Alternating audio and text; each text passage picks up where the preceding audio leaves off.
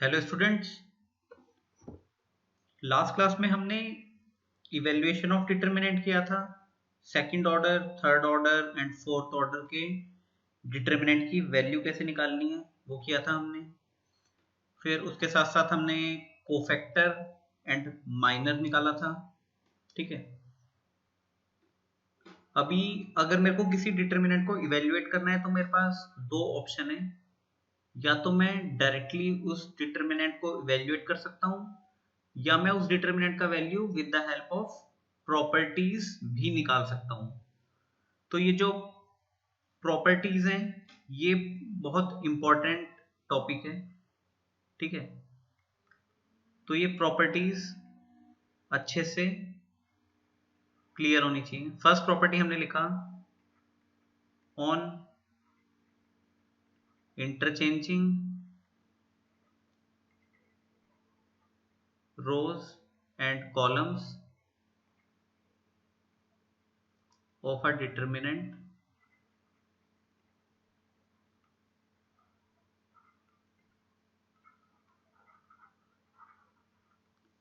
the value of determinant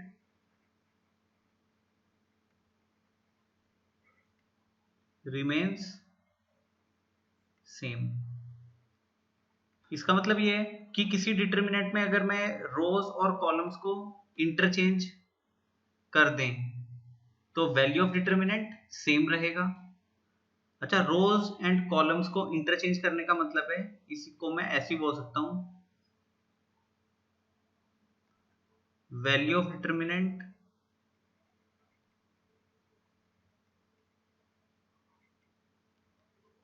remains same on taking transpose. Rows and columns को interchange करने का मतलब है कि ट्रांसपोज लेना। तो अगर मैं किसी भी डिटरमिनेंट का ट्रांसपोज लेता हूं then value of determinant remains same।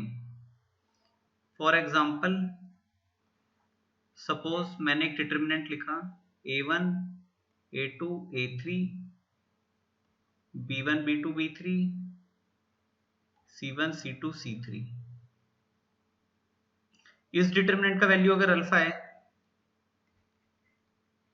तो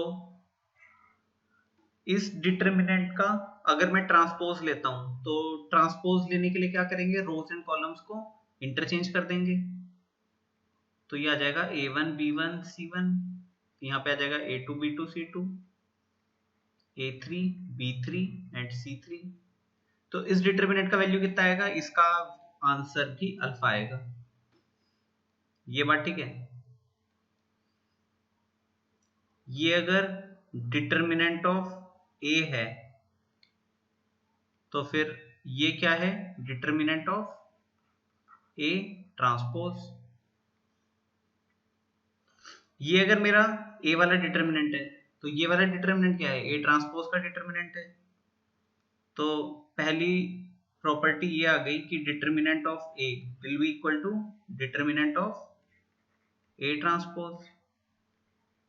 या मैं इसको ऐसे भी लिख सकता हूं कि ए का डिटरमिनेंट एंड ए ट्रांसपोज का डिटरमिनेंट। ये जो दो वर्टिकल लाइन है दीज, ये किसका सिंबल है, ये डिटरमिनेंट का साइन है, मॉड नहीं है ये। ठीक है, ये क्या है, डिटरमिनेंट।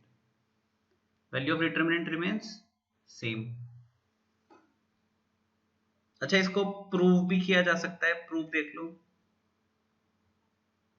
प्रूफ देखो। सपोज मेरे पास एक डिटरमिनेंट हो, मेरे पास एक डिटरमिनेंट है which is a1 b1 c1 a2 b2 c2 a3 b3 c3। इस डिटरमिनेंट को अगर मैं इवेल्युएट करूं, इवेल्युएट विद रिस्पेक्ट टू रो 1, मैंने रो 1 के रिस्पेक्ट में इसको इवेल्युएट किया तो यहां से देखो डिटरमिनेंट ऑफ ए कितना आएगा। a1 को मल्टीप्लाई करेंगे इसके कोफैक्टर से, a1 का कोफैक्टर आएगा b2 c3 minus b3 c2 b3 c2। फिर B1 वाला एलिमेंट का जो कोफैक्टर होगा वो नेगेटिव होगा, तो इसको हम -B1 लिखते हैं, और फिर ये आ जाएगा A2C3 -A3C2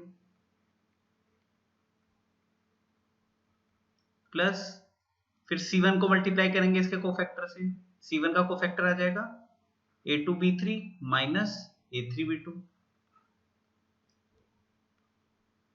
ये बात ठीक है। अच्छा, अब मैंने ट्रांसपोज ले लिया, A ट्रांसपोज का डिटर्मिनेंट ये आ जाएगा A1 A2 A3 B1 B2 B3। Transpose लेना तो आपको आता है ना, ट्रांसपोज लेने के लिए हम क्या करते हैं, रोज एंड कॉलम्स को इंटरचेंज करेंगे। Determinant of A transpose will be, अच्छा अब इस डिटर्मिनेंट को ओपन करने के लिए इसको मैं ओपन करूंगा।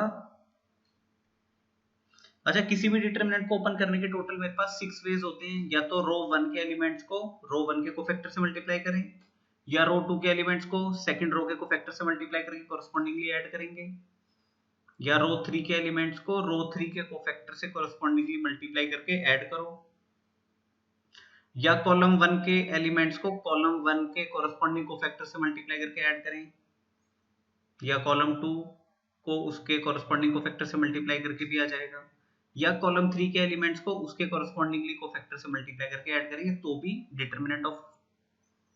डिटर्मिनेंट आएगा। तो इसको मैंने इवेल्युएट किया with respect to column 1। Column 1 के रिस्पेक्ट में इवेल्युएट करो, यहाँ पे मैंने किसके रिस्पेक्ट में इवेल्युएट किया, रो 1 के रिस्पेक्ट में, यहाँ पे कॉलम 1 के रिस्पेक्ट में। ठीक है, A1 को मल्टीप्लाई करेंगे A1 के कोफैक्टर से, A1 का कोफैक्टर कितना आएगा, A1 का कोफैक्टर निकालने के लिए फर्स्ट रो फर्स्ट कॉलम को हाइड करेंगे, तो आ जाएगा B2C3 -B3C2। फिर अगला एलिमेंट आएगा B1। अच्छा, ये वाला जो एलिमेंट B1 है, इसका कोफैक्टर लिखने के लिए इसको मेरे को माइनस साइन लेना पड़ेगा, -B1 लिखेंगे। ठीक है, फिर A2C3 -A3C2, फिर अगेन C1 इंटू C1 का कोफैक्टर आ जाएगा A2B3 -A3B2। अब आप ऐसे देख लो, ये इक्वेशन नंबर 1 एंड ये equation number 2, equation number 1 and equation number 2 ये सेम ही तो है, ये वाला रिजल्ट और ये वाला रिजल्ट, ये दोनों रिजल्ट सेम है, चेक करके देख लो। ठीक है, तो इसीलिए A का डिटर्मिनेंट एंड A ट्रांसपोज का डिटर्मिनेंट सेम आएगा। ठीक है, तो देखो बस आपको क्या करना है, किसी भी डिटर्मिनेंट के अंदर अगर मैं रोज एंड कॉलम्स को इंटरचेंज कर दूं, रोज एंड कॉलम्स को इंटरचेंज करने का मतलब है कि उसका ट्रांसपोज लेना। अगर किसी भी डिटर्मिनेंट का हम ट्रांसपोज लेते हैं तो value of determinant remains same. ये बात ठीक है। Second property,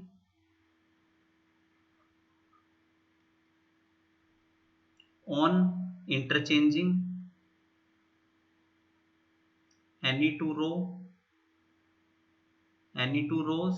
or any two columns,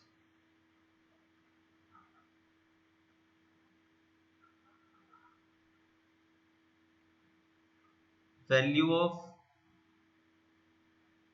new determinant, the value of new determinant will be negative of original determinant। ये बात ठीक है। इसका मतलब ये है कि अगर मैं कोई सी भी दो रो को इंटरचेंज कर दूं या कोई से दो कॉलम को इंटरचेंज कर दूं, तो डिटर्मिनेंट का वैल्यू -1 से मल्टीप्लाई हो जाएगा। जैसे पहले अगर मेरे डिटर्मिनेंट का वैल्यू 10 आ रहा है और मैंने दो रोज को इंटरचेंज कर दिया, तो अब मेरे डिटर्मिनेंट का वैल्यू कितना आएगा, -10। पहले मान लो मेरा एक ओरिजिनल डिटर्मिनेंट है, उसका वैल्यू -5 आ रहा है, मैंने उसके कोई से दो कॉलम को इंटरचेंज कर दिया, अब उस डिटर्मिनेंट का वैल्यू आ जाएगा +5। ये बात ठीक है। फॉर एग्जाम्पल सपोज मेरे पास एक डिटर्मिनेंट ऑफ ए है विच इज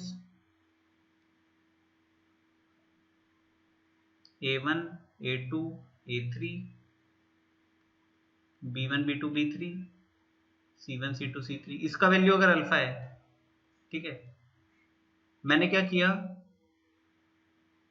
रो 1 तो सेम रखा, मैंने रो 2 और रो 3 को इंटरचेंज कर दिया, c1 c2 c3 b1 b2 b3,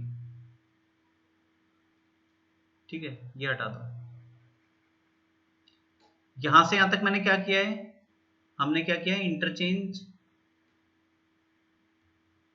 row 2 and रो 3, रो 2 को रो 3 बना दिया और रो 3 को रो 2 बना दिया, तो इसका वैल्यू आ जाएगा माइनस अल्फा।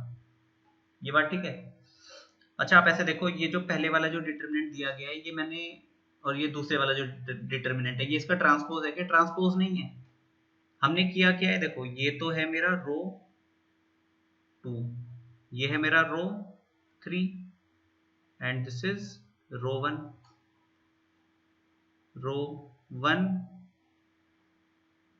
ये आ गया रो 3 और ये आ गया रो 2। तो देखो ये दोनों जो रो हैं, इन दोनों रो को मैंने इंटरचेंज कर दिया। तो किसी भी डिटरमिनेंट में अगर मैं कोई सी दो रो को इंटरचेंज कर देंगे, ठीक है, ट्रांसपोज लेना एक अलग बात है और दो रो को इंटरचेंज करना अलग है। कोई सी दो रो को अगर इंटरचेंज कर दिया, then value of determinant will be negative of original determinant. ये दिख रहा है, रो 1 तो सेम है, रो 1 तो सेम है, R2 को R3 बना दिया और R3 को R2 बना दिया, ठीक है। इसी तरीके से मान लो अगर मैं इंटरचेंज करता है, इंटरचेंज कॉलम 1 एंड कॉलम 2, तो देखो तो क्या आएगा,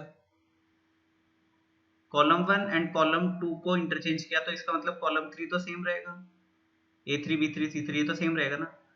पहला कॉलम है A1 B1 C1, इसको तो सेकंड कॉलम बना दो, और second column A2 B2 C2 इसको फर्स्ट कॉलम बना दो। तो इसका वैल्यू अगर अल्फा है तो इसका वैल्यू कितना होगा, माइनस अल्फा होगा। ये बात ठीक है। तो देखो अगर मैं कोई सी दो रो को इंटरचेंज कर दूं तो वैल्यू ऑफ डिटरमिनेंट -1 से मल्टीप्लाई हो जाएगा। अगर मैं कोई दो कॉलम को इंटरचेंज कर दूं तो भी वैल्यू ऑफ डिटरमिनेंट -1 से मल्टीप्लाई हो जाएगा। अब किसी बच्चे के मन में डाउट आएगा कि अगर मैं एक रो को एक कॉलम के साथ इंटरचेंज कर दूं तो ऐसा नहीं होता, ठीक है। रोज तीनों कॉलम से इंटरचेंज हो जाए उसको तो हम बोलते हैं ट्रांसपोज। तीनों रो उठ के मतलब तीनों रो को और तीनों कॉलम्स को इंटरचेंज कर देंगे तब वो क्या बन जाएगा, ट्रांसपोज। बट अगर एक रो और एक कॉलम को इंटरचेंज करने का तो कोई मतलब ही नहीं है, ठीक है। तो देखो अभी तक हमने ये बोला है कि अगर मैं सारी रोज और सारे कॉलम्स को इंटरचेंज कर दूंगा इसका मतलब है कि मैंने ट्रांसपोज लिया। ट्रांसपोज लेंगे तो value of determinant remains same. कोई से दो रो को इंटरचेंज कर दिया, then value of determinant will be negative of original determinant, -1 से मल्टीप्लाई हो जाएगा। कोई से दो कॉलम को इंटरचेंज कर दिया तो भी value of determinant become negative of original determinant. एक रो को एक कॉलम के साथ इंटरचेंज करने का कोई मतलब नहीं है, ठीक है। फॉर एग्जांपल 1 2 3 4 5 6 7 8 9, इसका आंसर अगर x है, ठीक है, तो आप मेरे को बता दो 1 2 3 7 8 9 4 5 6 इसका आंसर कितना होगा। इसके लिए मैंने क्या किया है, रो 2 और रो 3 को ही तो इंटरचेंज किया है, तो इसका आंसर -x होगा, ठीक है। एक क्वेश्चन बता दो चलो, A1 B1 C1 A2 B2 C2 A3 B3 C3, this is alpha. Find the value of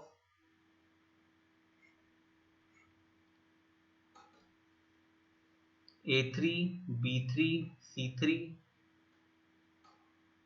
A1 B1 C1 A2 B2 C2, इसका वैल्यू बताना है। ट्राई करो एक बार,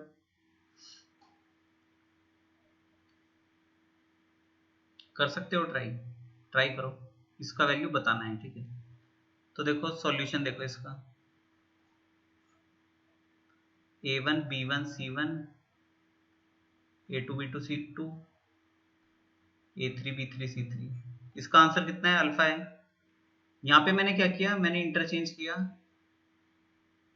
interchanging row 1 and row 2, row 1 and row 2 को interchange किया, तो देखो क्या बन जाएगा, रो 3 तो सेम रहेगा ना, A3 B3 C3, row 1 and row 2 को इंटरचेंज कर दिया तो आ जाएगा A2 B2 C2 और यहाँ आ जाएगा A1 B1 C1।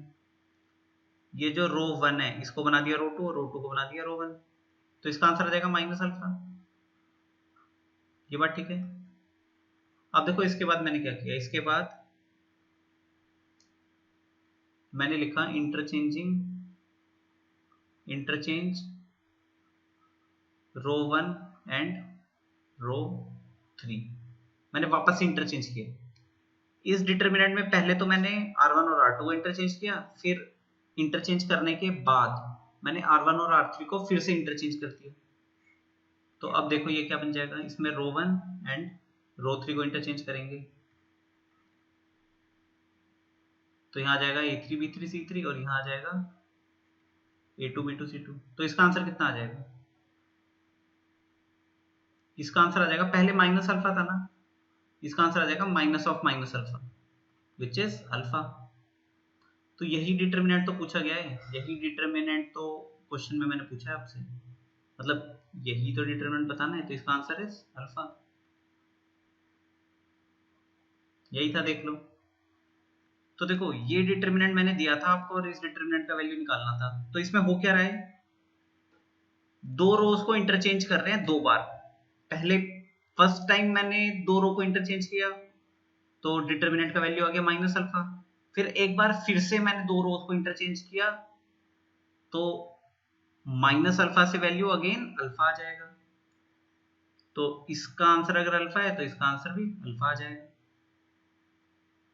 ये बात ठीक है, चलो ठीक है आगे चलते हैं। थर्ड प्रॉपर्टी इंपॉर्टेंट है, if all the elements of any row or any column are 0, then value of determinant is 0। इसका मतलब ये है किसी भी एक रो के सारे एलिमेंट्स अगर 0 बन जाए या किसी एक कॉलम के सारे एलिमेंट 0 बन जाए then value of determinant is 0।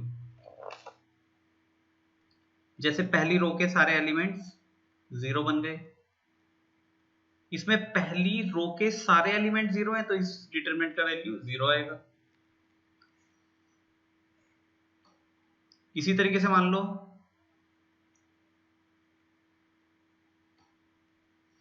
किसी एक कॉलम के सारे एलिमेंट 0 बन जाए तो भी वैल्यू ऑफ डिटरमिनेंट 0 आएगा, ठीक है। तो देखो अगर रो 1 के सारे एलिमेंट 0 बन जाए तो वैल्यू ऑफ डिटरमिनेंट इज 0, या रो 2 के सारे एलिमेंट 0 बन जाए या रो 3 के सारे एलिमेंट 0 बन जाए या कॉलम 1 के सारे एलिमेंट 0 बन जाए तो भी वैल्यू ऑफ डिटरमिनेंट इज 0, या कॉलम 2 के सारे एलिमेंट 0 बन जाए या कॉलम 3 के सारे एलिमेंट 0 बन जाए तो वैल्यू ऑफ डिटरमिनेंट 0 आएगा, ठीक है। अच्छा चलो ये बताओ 2 3 4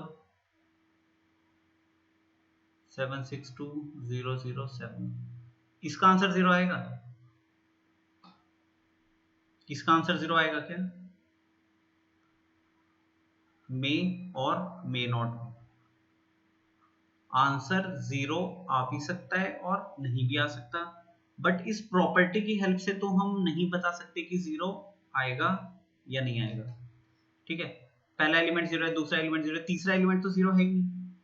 ये प्रॉपर्टी तो हम तब लगाते हैं जब किसी एक रो के सारे एलिमेंट 0 बने या किसी एक कॉलम के सारे एलिमेंट 0 बने। ये बात ठीक है,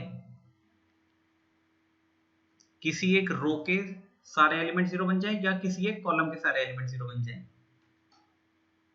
अब किसी बच्चे को ऐसा डाउट आ रहा होगा कि अगर किसी डिटर्मिनेंट के अंदर डायगोनल वाले एलिमेंट 0 बन जाएं, 2 3 4 5 6 7, तो ये वाली प्रॉपर्टी लगेगी क्या? तो ये वाली प्रॉपर्टी नहीं लगेगी, इसमें ये वाली प्रॉपर्टी नहीं लगेगी, यहां पे भी ये वाली प्रॉपर्टी नहीं लगेगी। मतलब इसका आंसर 0 आएगा या नहीं आएगा? 0 आ भी सकता है, नहीं भी आ सकता, बट इस प्रॉपर्टी की हेल्प से हम क्लेम नहीं कर सकते कि वैल्यू ऑफ डिटर्मिनेंट इज 0। इस वाली प्रॉपर्टी, ये थर्ड प्रॉपर्टी की हेल्प से हम किसी डिटर्मिनेंट को 0 कब बोलेंगे? जब उस डिटर्मिनेंट के किसी एक रो के सारे एलिमेंट 0 बन जाएं या किसी एक कॉलम के सारे एलिमेंट 0 बन जाएं। ये बात ठीक है। अगर किसी डायगोनल पे लाई करने वाले सारे एलिमेंट 0 बन जाएं तो ये प्रॉपर्टी अप्लाई नहीं होगी, तो हम क्लेम नहीं कर सकते कि वैल्यू ऑफ डिटर्मिनेंट इज 0। ठीक है, वो आ भी सकता है 0, नहीं भी आ सकता, तो बाकी नंबर्स पे भी डिपेंड करता है। ठीक है, अब आप फटाफट ये समझ लो ये 0 आ क्यों रहा है। क्योंकि आप ऐसे देखो कि अगर इस डिटर्मिनेंट को मैं इवैल्यूएट करूंगा, अगर मैं रो 1 के रिस्पेक्ट में इवैल्यूएट कर रहा हूं तो मैं 0 को मल्टीप्लाई करूंगा, पहले एलिमेंट 0 को मल्टीप्लाई करूंगा इसके कोफैक्टर से, 0 इंटू एनी नंबर, वो तो 0 बन जाएगा। फिर सेकंड एलिमेंट 0 को मल्टीप्लाई करेंगे इसके कोफैक्टर से, 0 into any number is 0 again. फिर थर्ड ये a13 को मल्टीप्लाई करेंगे इसके कोफैक्टर से, वो भी 0 into any number is again 0, तो डिटरमिनेंट 0 आ जाएगा। ठीक है, ऐसे ही अगर मान लो एक कॉलम 2 0 है तो कॉलम 2 के रिस्पेक्ट में इवैल्यूएट कर लो तो भी 0 आ जाएगा, कॉलम 2 के रिस्पेक्ट में इवैल्यूएट करोगे तो 0 आ जाएगा। एक और प्रॉपर्टी लिख लिया, fourth property, if any two rows और any two columns are identical, then value of determinant is 0। कोई से दो रो आइडेंटिकल बन जाए, मतलब रो 1 और एंड रो 2 बिल्कुल एक जैसे हैं तो वैल्यू ऑफ डिटरमिनेंट 0 बनेगा, या कॉलम 1 एंड कॉलम 3 बिल्कुल एक जैसे हैं, आइडेंटिकल हैं, तो भी वैल्यू ऑफ डिटरमिनेंट 0 बनेगा। जैसे फॉर एग्जांपल 1 2 3 1 2 3 4 5 6, तो मेरे को इस डिटरमिनेंट का वैल्यू बताओ। इसमें देखो पहला रो क्या है 1 2 3, थर्ड रो क्या है 1 2 3, ये पहला रो एंड तीसरा रो आइडेंटिकल है ना, तो इसका वैल्यू 0 आएगा। ठीक है, 2 3 माइनस 1 2 7 7 2 माइनस 1 4 5। अच्छा, इसका आंसर बता दो। इसमें आप ध्यान से देखो, कॉलम 1 एंड कॉलम 3 आइडेंटिकल हैं या नहीं है? कॉलम 1 में क्या आ रहा है 7 2 माइनस 1 और कॉलम 3 में भी 7 2 माइनस 1, तो इसका डिटरमिनेंट विल बी 0। ये बात ठीक है। तो देखो इस प्रॉपर्टी में हमने ये बोला कि कोई से दो रो अगर सेम बन जाए या कोई से दो कॉलम सेम बन जाए, then value of determinant is 0। अच्छा, अब कोई बच्चा ये बोलेगा कि कोई सा एक रो अगर किसी दूसरे कॉलम के बराबर हो जाए तो ये प्रॉपर्टी नहीं लगेगा। ये प्रॉपर्टी तभी लगेगा जब कोई से दो रो या कोई से दो कॉलम आइडेंटिकल हो। मान लो पहला रो दूसरे रो के बराबर हो गया, then value of determinant is 0। पहला रो तीसरे रो के बराबर हो गया, then value of determinant is 0। Second row third row के बराबर हो गया, then value of determinant is 0। Column 1 column 2 के बराबर हो गया, कॉलम 1 कॉलम 2 सेम है, answer is 0। Column 2 column 3 same है, answer is 0। Column 1 column 3 same है, आंसर इज 0। अगर पहला रो पहले कॉलम के आइडेंटिकल बन जाए तो ये प्रॉपर्टी नहीं लगेगा। ये बात ठीक है?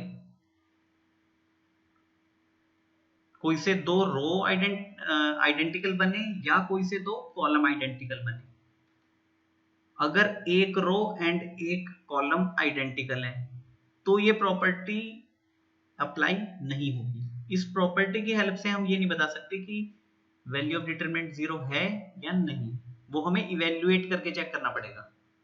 ये बात ठीक है?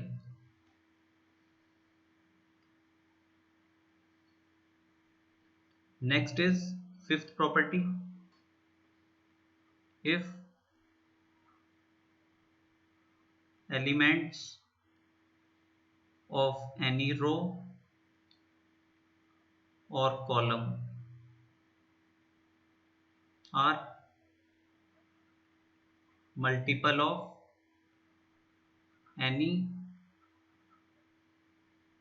other row or column, then value of determinant is 0। ये बात ठीक है?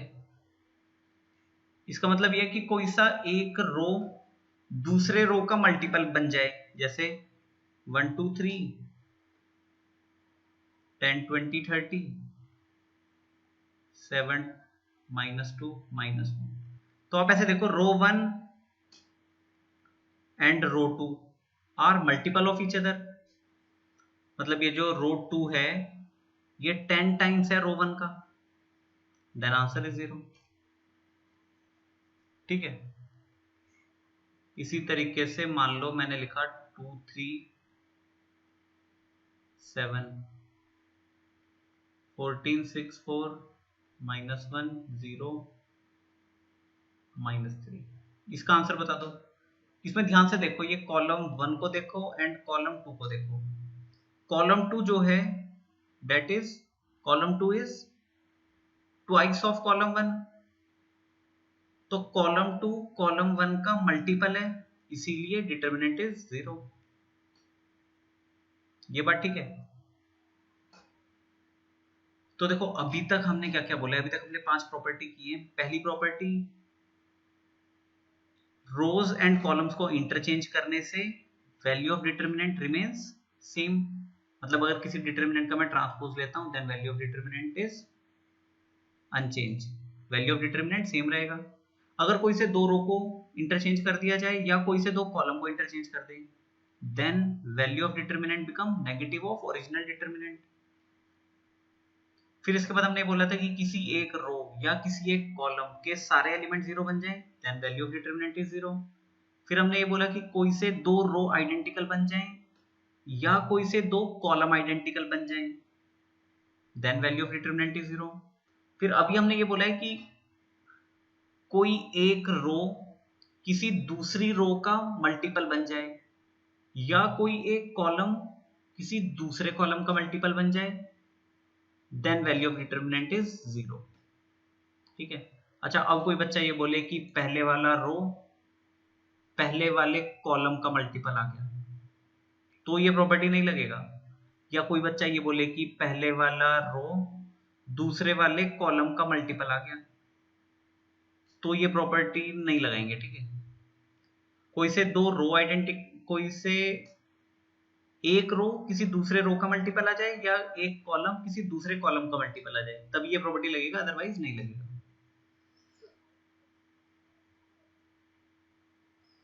Next property, from any row, ये इंपॉर्टेंट है, फ्रॉम एनी रो और column we can take a factor as common। ये बात ठीक है? ये इंपॉर्टेंट है। फ्रॉम एनी रो और column we can take a factor as common. Suppose ये एक डिटरमिनेंट है मेरे पास 2 4 6 1 5 7 -1 0 3, ये डिटर्मिनेंट है। इस डिटर्मिनेंट से अगर मैं कोई फैक्टर कॉमन लेना चाहता हूं, जैसे कुछ एक इक्वेशन होती है तो मैं उससे कोई फैक्टर कॉमन लेता हूं, ऐसी मैं किसी डिटर्मिनेंट से भी एक फैक्टर कॉमन ले सकता हूं। तो अगर मैं किसी डिटर्मिनेंट से एक फैक्टर कॉमन ले रहा हूं तो वो कॉमन कहां से लिया जाएगा, किसी एक रो या किसी एक कॉलम से। अच्छा, डिटर्मिनेंट के लिए एक बात हमेशा याद रखना कि जो प्रॉपर्टी हम रो के लिए लगा रहे हैं वही प्रॉपर्टी कॉलम के लिए अपने आप एप्लीकेबल होगी। ठीक है, मतलब जो बात मैं रो के लिए बोल रहा हूं इन डिटर्मिनेंट्स, वही बात कॉलम पे अपने आप अप्लाई हो जाएगी। ठीक है, तो देखो इसका मतलब ये है कि इस डिटर्मिनेंट से अगर मैं 2 बाहर निकालना चाहता हूं तो वो 2 कहां से बाहर आएगा, किसी एक रो या किसी एक कॉलम से। तो 2 अगर मैंने इस डिटर्मिनेंट से बाहर निकाल लिया तो ये 2 कहां से बाहर आएगा, किसी एक रो या किसी एक कॉलम से। तो अगर मैं इस रो 1 से 2 बाहर निकाल लूं तो वहां आ जाएगा 1 2 3 157 -103। तो इसमें क्या है, रो 2 एंड रो 3 सेम रहेगा। तो बस इतना याद रखना है कि किसी भी डिटर्मिनेंट से अगर मैं कोई फैक्टर कॉमन ले रहा हूं तो वो कॉमन कहां से आएगा, किसी एक रो या किसी एक कॉलम से। ये बात ठीक है।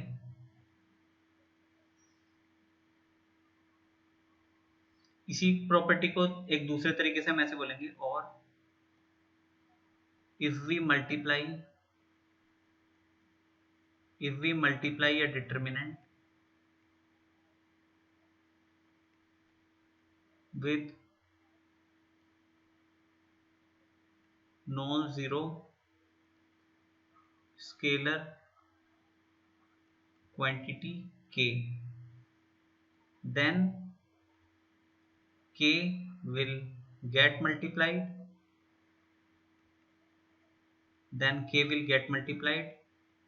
with any one row or any one column। ये बात ठीक है। अच्छा, ये प्रॉपर्टी इंपॉर्टेंट है। ठीक है, आप ऐसे देखो, मान लो मेरे पास एक मैट्रिक्स है 1 2 3 4 5 6 7 8 9। ठीक है, आप इसको ऐसे देखो कि अगर किसी मैट्रिक्स में मैं k मल्टीप्लाई कर रहा हूं तो ये k उस मैट्रिक्स के सारे एलिमेंट से जाके मल्टीप्लाई होता है। 1k 2k 3k 4k 5k 6k 7k 8k 9k। तो ये बात याद रखना, अगर मैं कोई non zero scalar quantity k किसी मैट्रिक्स में मल्टीप्लाई कर रहा हूं तो वो k उस मैट्रिक्स के सारे एलिमेंट्स से जाके मल्टीप्लाई होगा।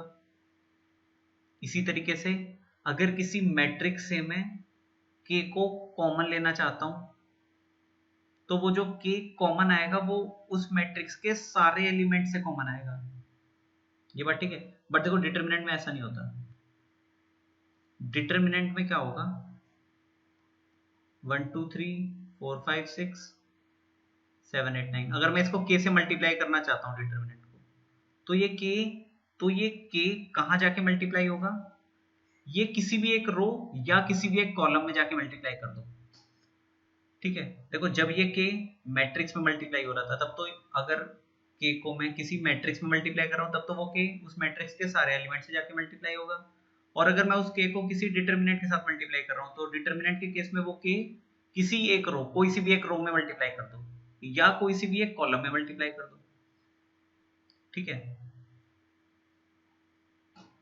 तो ये k कहां जाके मल्टीप्लाई होगा, एक बच्चे ने तो मान लो ऐसे लिखा 1k 2k 3k, पहले रो में ले जाके मल्टीप्लाई कर दिया और बाकी दोनों रो क्या रहेगा, सेम। एक बच्चे ने दूसरे रो में ले जाके मल्टीप्लाई कर दिया 4k 5k 6k, यहाँ पे इसने लिखा 1 2 3 7 8 9। तो कौन से बच्चे का आंसर ठीक है, दोनों का आंसर ठीक है, दोनों डिटर्मिनेंट का वैल्यू सेम है। ठीक है, इसको मैं ऐसे भी कर सकता था कि मैं पहले कॉलम में ले जाके मल्टीप्लाई कर लूं 1k 4k 7k 2 5 8 3 6 9, ये भी सेम है, ये तीनों डिटर्मिनेंट का वैल्यू सेम ही है। डिटर्मिनेंट एक नंबर ही तो होता है, तीनों से वो नंबर सेम आएगा।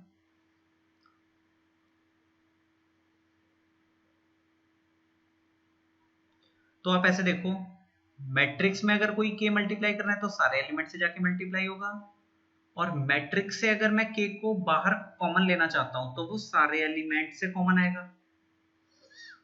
अब यहां से अगर मैं इस मैट्रिक्स से k बाहर निकालना चाहूं तो वो सारे एलिमेंट से बाहर आएगा। इसी तरीके से अगर मैं किसी डिटर्मिनेंट को k से मल्टीप्लाई कर रहा हूं तो वो k किसी एक रो में ले जाके मल्टीप्लाई कर दो, किसी भी एक रो में, या तो R1 में कर दो, R2 में कर दो, R3 में कर दो, या कॉलम 1 कॉलम 2 कॉलम 3 किसी भी एक कॉलम में कर दो।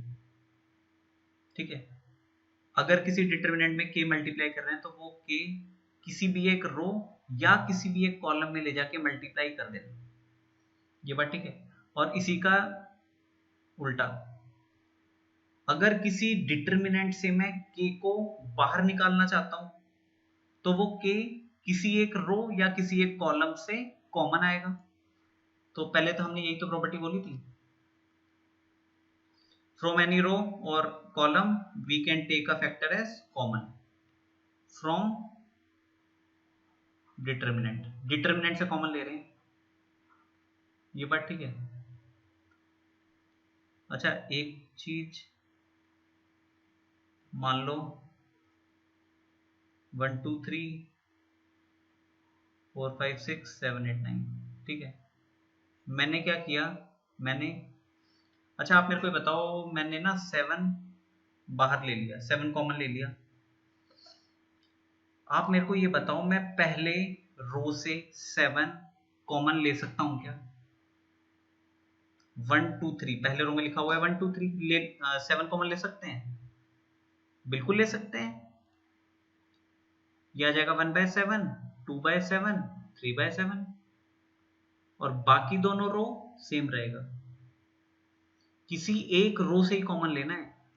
अच्छा, ये जो 7 है इसको मैं सेकंड रो से कॉमन ले सकता हूं क्या? 4 5 6 सेकंड रो से कॉमन ले सकता हूं, बिल्कुल ले सकता हूं। 4/7, 5/7, 6/7, 1 2 3 7 8 9। अगर मैं किसी बच्चे से ये पूछूं कि 1 2 3 यहां से मैं 7 कॉमन ले सकता हूं, तो 99% बच्चों का आंसर होगा नो। 1 2 एंड 3, ये जो रो 1 है मेरे पास, इससे मैं 7 कॉमन ले सकता हूं, तो आंसर इज यस। 7 कॉमन लोगे तो क्या आ जाएगा? 1/7, 2/7, 3/7। अच्छा, ये तो मैंने रो 1 से कॉमन लिया, ये रो 2 से कॉमन लिया। मैं किसी कॉलम से भी कॉमन ले सकता हूं, कॉलम से ले लो। सपोज ये थर्ड कॉलम से ले लिया, तो first column and second column तो सेम रहेगा। ये आ जाएगा 3/7, 6/7, 9/7। ये बात ठीक है ना? तो बस इतना याद रखना है कि किसी डिटर्मिनेंट में अगर मैं कोई नंबर ले जाके मल्टीप्लाई कर रहा हूं तो वो नंबर किसी एक रो या किसी एक कॉलम में जाके मल्टीप्लाई होगा इन केस ऑफ डिटर्मिनेंट्स। और इसी का उल्टा, अगर किसी डिटर्मिनेंट से मैं कोई non zero scalar quantity k को कॉमन लेना चाहता हूं या कोई एक फैक्टर कॉमन लेना चाहता हूं तो वो किसी एक रो या किसी एक कॉलम से कॉमन आएगा। ठीक है, कितनी प्रॉपर्टी हो गई? 6। Second last property, 7th property,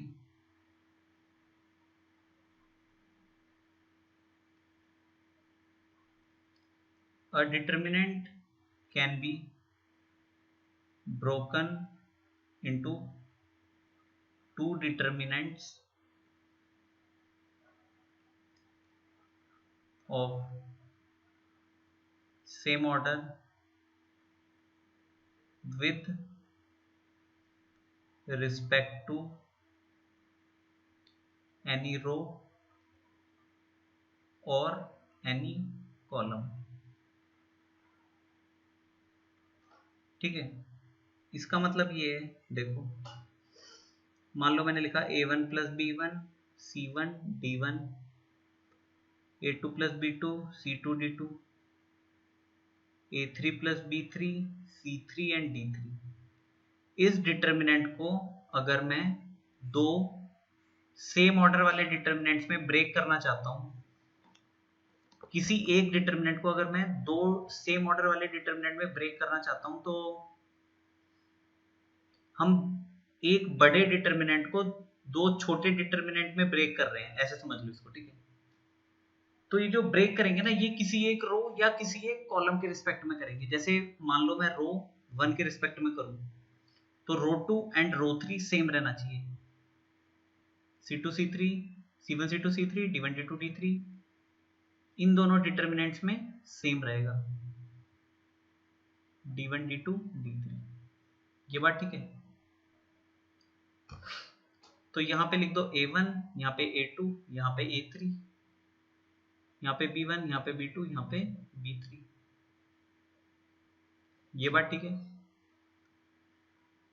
तो देखो मैंने इस वाले डिटर्मिनेंट को, ये जो लेफ्ट हैंड साइड पे जो डिटर्मिनेंट लिखा है, इसको ब्रेक किया विद रिस्पेक्ट टू रो, नहीं रो के रिस्पेक्ट में नहीं, सॉरी, ये जो डिटर्मिनेंट दिया गया है लेफ्ट हैंड साइड में, इसको मैंने ब्रेक किया with respect to column 1। Column 1 के रिस्पेक्ट में ब्रेक किया, तो कॉलम 2 एंड कॉलम 3 सेम है। देख लो कॉलम 2 कॉलम 3 सेम रहेगा।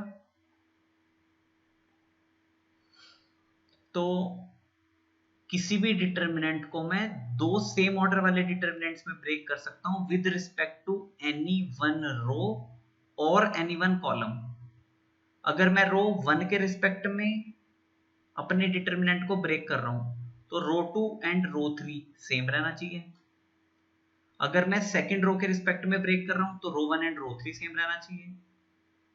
इसी तरीके से अगर मैं कॉलम 3 के रिस्पेक्ट में ब्रेक कर रहा हूं, तो कॉलम 1 एंड कॉलम 2 सेम रहना चाहिए दोनों डिटर्मिनेंट्स में।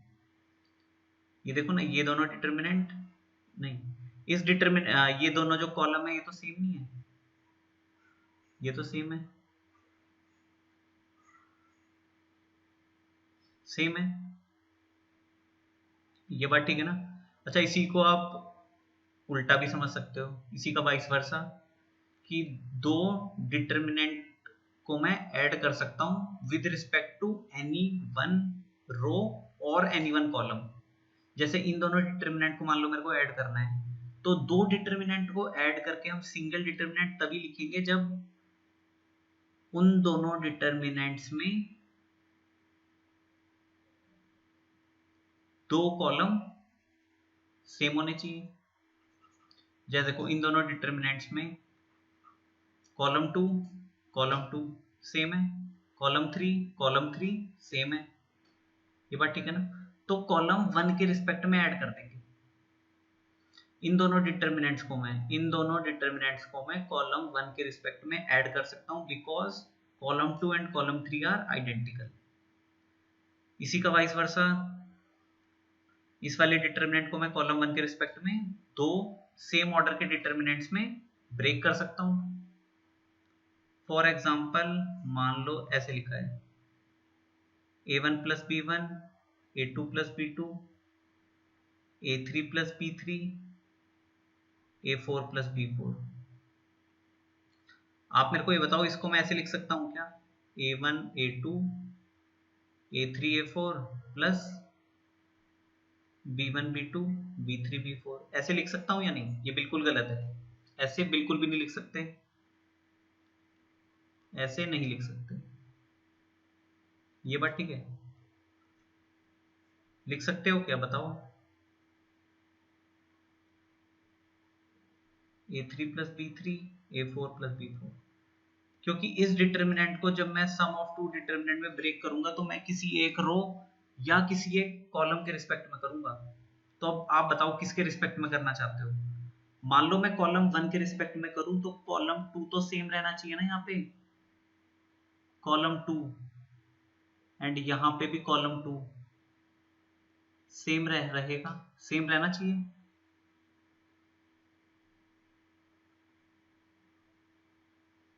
सेम रहना चाहिए नहीं रहना चाहिए? ये तो सेम रहना चाहिए ना।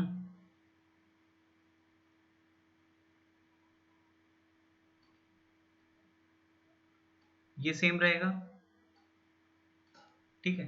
अब आप कॉलम वन के रिस्पेक्ट में ब्रेक कर दो, a1 प्लस b1 है तो यहाँ a1 लिख दो, यहाँ पे b1 लिख दो। a3 प्लस b3 है, यहाँ पे a3 लिख दो, यहाँ पे b3 लिख दो। अब ये ठीक है, ठीक है। अब कोई बच्चा मान लो ये बोले कि यहाँ a3 की बजाय वो b3 लिखना चाहता है और b3 की बजाय a3 लिखना चाहता है, इंटरचेंज करना चाहता है, मतलब a3 b3 को, तो कर सकता है, बिल्कुल ठीक है। Left hand side right hand side के बराबर हो रहेगा। अब देखो इस वाले डिटर्मिनेंट को वापस से मैं दो डिटर्मिनेंट में ब्रेक करूंगा और इस वाले डिटर्मिनेंट को वापस से दो डिटर्मिनेंट में ब्रेक करूंगा। तो ये वाला जो डिटर्मिनेंट था ना मेरे पास, a1 plus b1, a2 plus b2, a3 plus b3, a4 plus b4, इस डिटर्मिनेंट को चार डिटर्मिनेंट में ब्रेक किया। अब देखो इस वाले डिटर्मिनेंट को मैं ब्रेक करूंगा with respect to column 2, column 2 के रिस्पेक्ट में कर रहे हैं तो कॉलम 1 तो दोनों में सेम रहना चाहिए, a1 a3 सेम है। अब ये है a2 प्लस b2, a2 यहाँ लिख दो, b2 यहाँ लिख दो, a4 यहाँ लिख दो, b4 यहाँ लिख दो।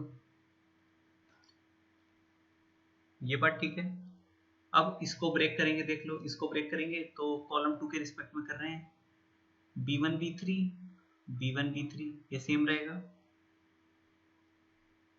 ये तो सेम रहेगा ना। a2 प्लस b2 है तो यहाँ a2 लिख दो, यहाँ b2 लिख दो। a4 b4 है, यहाँ a4 लिख दो, यहाँ b4 लिख दो।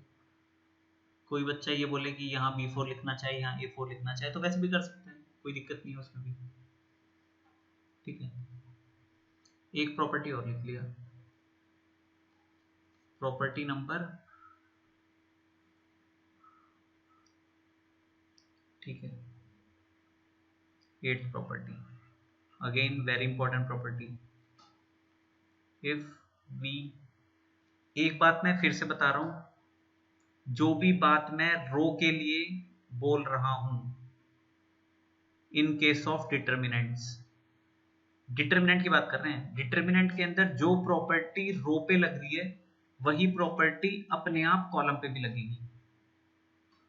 जैसे दो रो को इंटरचेंज करने से value of determinant become negative of original determinant, तो यही बात कॉलम के लिए अपने आप वैलिड है कि कोई से दो कॉलम को इंटरचेंज करके value of determinant will become negative of original determinant.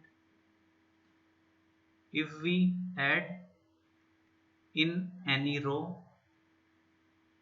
और कॉलम, कॉलम पे अपने आप लग जाएगी, जो बात रो के लिए बोल रहे हैं वही बात कॉलम के लिए अपने आप वैलिड है। If we add in any row और column any multiple of any other row और column, then value of determinant remains same, then value of determinant remains same। इसका मतलब यह है कि अगर मैं ith रो को लिख दूं ith row plus lambda times any another jth row, और ith कॉलम को मैं लिख दूं ith column plus lambda times any another jth column. इसका मतलब देखो ये है सर, ये जैसे मान लो मैंने प्रॉपर्टी लगा दिया r1 को मैंने लिख दिया r1 प्लस 2 टाइम्स r2, या r1 को मैंने लिख दिया r1 प्लस 3 टाइम्स r3, या r1 को मैंने लिख दिया r1 minus 7 times r2, r2 को मैंने लिख दिया r2 प्लस 8 टाइम्स r3। इस तरह की कोई भी प्रॉपर्टी लगा लो आप, यही प्रॉपर्टी कॉलम के लिए भी लगा लो, कॉलम 1 को लिख दो column 1 minus 7 times column 2, column 2 को लिख दो कॉलम 2 प्लस 8 टाइम्स कॉलम 1, इस तरह की कुछ भी प्रॉपर्टी लगा लो, ठीक है। इस तरह की प्रॉपर्टीज लगाओगे, ये प्रॉपर्टी लगाई, ये प्रॉपर्टी लगाने से क्या होता है, value of determinant remains same.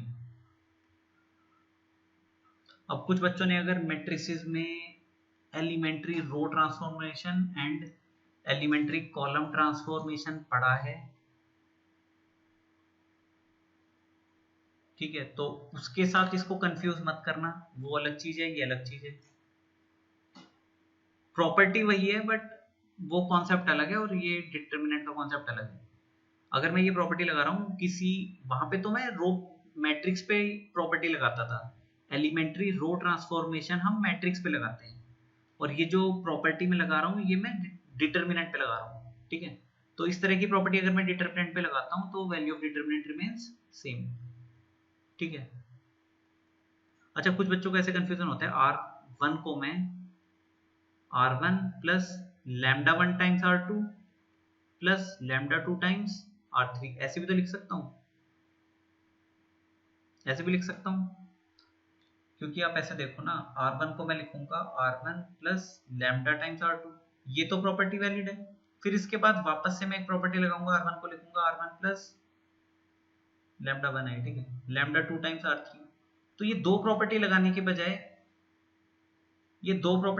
मैं एक ही बार प्रॉपर्टी लगा दूंगा। पहले R1 को लिखा R1 plus lambda 1 times R2, R1 में मैंने R2 का कोई मल्टीपल ले जाके ऐड कर दिया। फिर अगेन ऐसा करने के बाद मैंने R1 को लिखा R1 plus lambda 2 times R3, R3 का कोई मल्टीपल ले जाके R1 में वापस से ऐड कर दिया। तो ये दो प्रॉपर्टी लगाने की बजाय मैं एक साथ भी प्रॉपर्टी लगा सकता हूँ, ऐसे एक साथ भी तो लगा देंगे, ये इसमें कोई गलत है? सही है, ये भी बिल्कुल ठीक है। ऐसे ही मैं मान लो कॉलम 1 को लिख सकता हूँ column 1 plus column 2 plus column 3, लगा सकते हैं प्रॉपर्टी भी, इसमें कोई दिक्कत नहीं है। और मैं रो 1 को लिख सकता हूँ R1 प्लस R2, फिर अगेन देखो पहले मैंने लिखा R1 को लिखा R1 प्लस R2, फिर अगेन मैंने प्रॉपर्टी लगाया R1 को लिखा R1 प्लस R3। तो इससे अच्छा एक ही बार ऐड कर दो। तो इस तरह से भी मैं प्रॉपर्टी लगा सकता हूँ, ठीक है। ये जो प्रॉपर्टी हमने लिखी है इसी के एक लेवल एक्सटेंशन है ये, ठीक है। तो देखो प्रॉपर्टी में हमने ये बोला था, if we add in any row और column any multiple of any another row और column then the value of determinant remains same. किसी एक रो में किसी एक दूसरी रो का कोई मल्टीपल ले जाके ऐड कर दिया जाए, जैसे R1 में मैंने R2 का कोई मल्टीपल ले जाके ऐड कर दिया या सब्ट्रैक्ट कर दिया, एक ही बात है, ठीक है।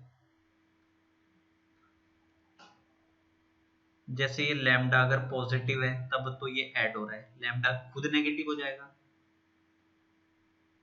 तो फिर ये ऐड की वजह सब्ट्रैक्ट होने लगेगा, ठीक है। तो किसी भी एक रो में मैं किसी दूसरी रो का मल्टीपल ले जाके ऐड करता हूं तो value of determinant remains same. किसी एक कॉलम में अगर मैं किसी दूसरे कॉलम का कोई मल्टीपल ले जाके ऐड करता हूं then value of determinant remains same. इसको मैं फटाफट प्रूव कर देता हूं, देखो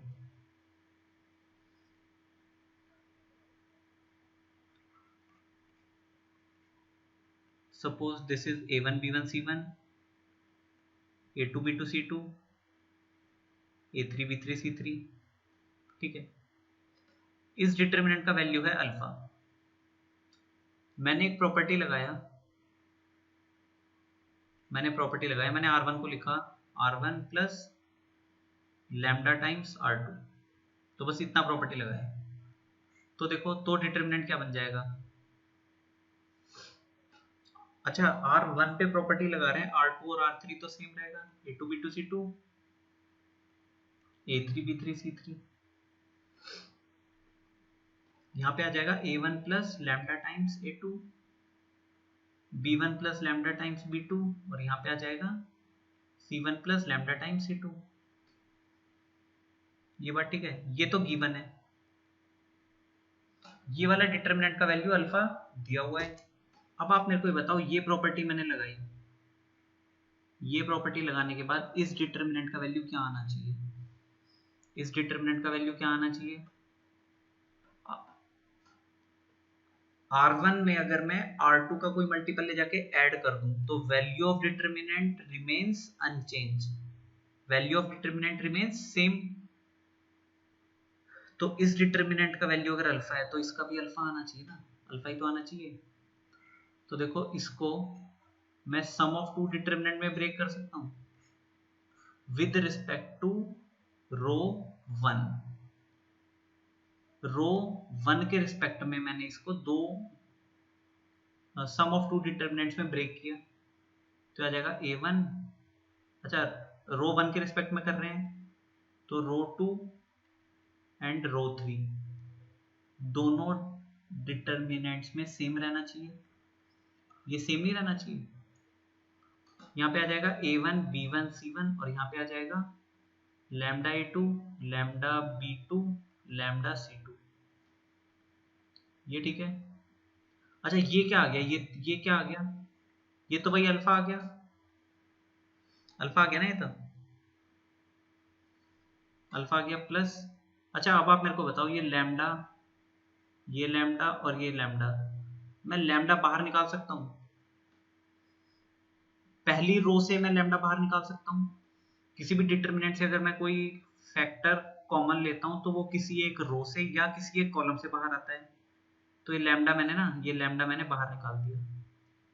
ये लैम्डा बाहर निकाल दिया। तो अब इस डिटर्मिनेंट का वैल्यू बता दो क्या आएगा।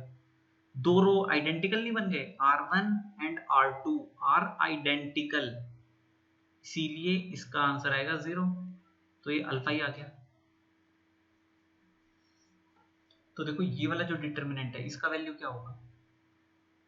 इसका वैल्यू क्या होगा? अल्फा होगा। तो ये हुआ क्या? ये प्रॉपर्टी लगाने से value of determinant remains same. ये प्रॉपर्टी लगाने से वैल्यू ऑफ डिटर्मिनेंट चेंज हुआ? नहीं हुआ। ओरिजिनल डिटर्मिनेंट भी अल्फा था, प्रॉपर्टी लगाने के बाद जो नया डिटर्मिनेंट आया वो भी अल्फा है। ठीक है, एक बार स्टार्टिंग से देख लो।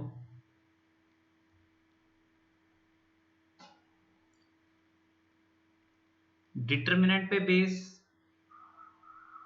आगे हम क्वेश्चंस करेंगे in next class. This is first property,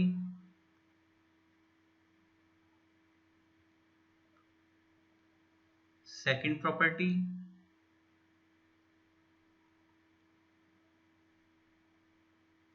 third property,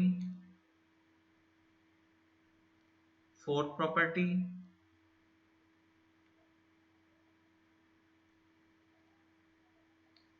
fifth property, sixth property, this is seventh property and this is eighth property। अच्छा, जैसे ये मैंने रो पे प्रॉपर्टी लगाई ना, अगर मैं कॉलम पे लगाता, जैसे मैंने रो पे लगाई, अगर मैं कॉलम पे लगाता तो भी value of determinant remains same. ठीक है, इन प्रॉपर्टीज को अच्छे से समझ लो और याद कर लो। इन पे बेस्ड क्वेश्चंस हम नेक्स्ट क्लास में करेंगे। ठीक है, थैंक यू।